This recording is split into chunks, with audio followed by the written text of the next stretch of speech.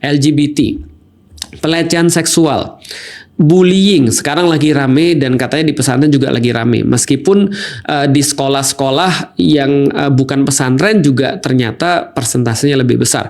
Tapi ya kita coba bahas di pesantren aja. Misal contoh gini ya, ada teori yang mengatakan begini, itulah di pesantren itu karena dipisah.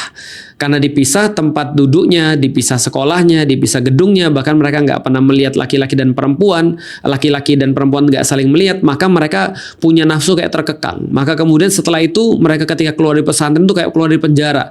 Makanya mereka jadi misalnya kalau mereka nggak LGBT, mereka jadi berzina. Kalau misalnya mereka nggak sampai di situ, karena mereka nggak pernah lihat perempuan, akhirnya sukanya sama laki-laki.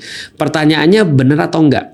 Kalau seandainya ini adalah sebabnya benar, maka harusnya ada penelitiannya dong, harusnya. Dan by the way ya, pendekatannya orang-orang Barat dan orang-orang LGBT, mereka nggak bilang ada sebab loh untuk jadi LGBT. Mereka bilang LGBT itu adalah born this way, kan gitu kan ya.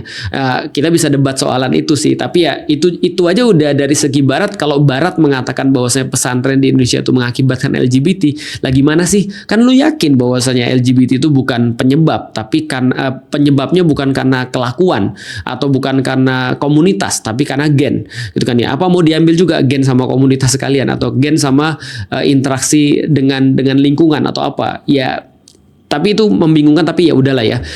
Katanya seperti itu. Emang benar, belum tentu juga, karena ternyata di sekolah tadi ketika ada orang yang dicampur pun ya mereka juga berzina juga.